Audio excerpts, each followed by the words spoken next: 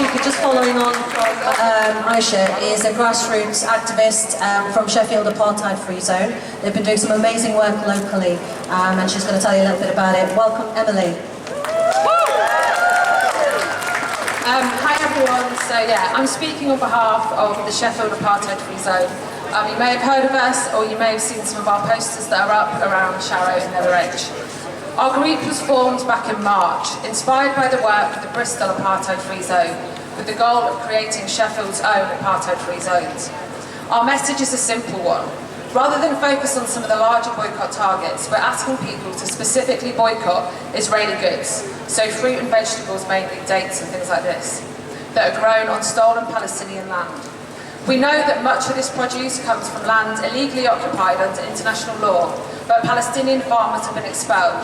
When supermarkets and shops sell these products, they are profiting from ethnic cleansing. Although the boycott campaigns aren't new, our organising takes place at a community level. Since we started back in March, we've built a movement of over 100 volunteers, and we've knocked on more than 2,000 doors, asking residents to sign our pledge to boycott Israeli goods. We have two simple requests.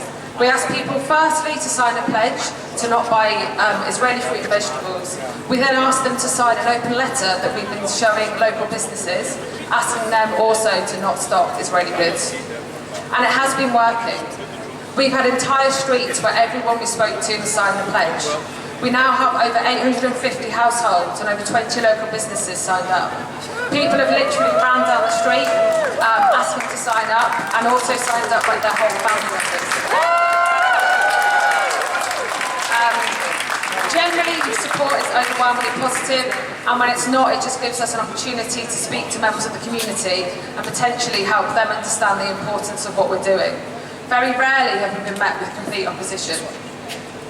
Door knocking is at the heart of the campaign. While people can walk past a stall or a march, it's much harder to ignore a conversation on your doorstep. And what we found is that despite what the media might want you to believe, people do deeply care about Palestine. Plus, as we know, boycotts do work and are a tangible thing that anyone can engage with. A consumer boycott helped bring down apartheid in South Africa.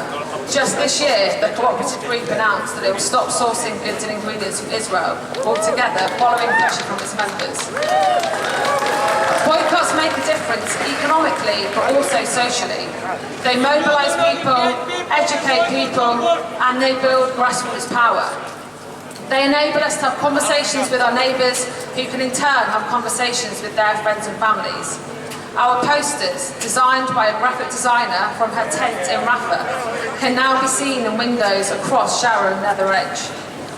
Despite the ceasefire announcement, it's safe to say a ceasefire is not peace, justice or freedom for the people of Palestine.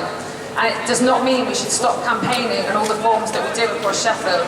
If anything, it is now more important than ever that we continue to show solidarity and support in all the forms that we can. So, I'm asking you to please join us if you can. Not only are we always looking for new people to door knock with us, we're also hoping to branch out to other areas within Sheffield. As it stands, we focused on Sharrow and Nether Edge, and recently a new group has been set up in Park Hill, but we're hoping to expand across the rest of the city.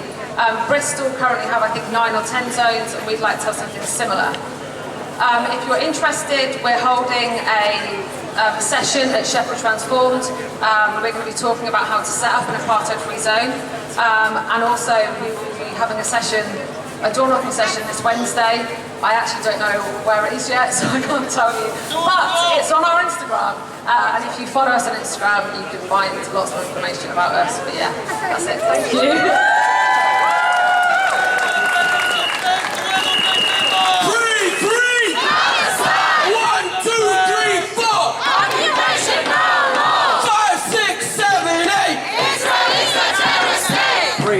Free Palestine! Free, free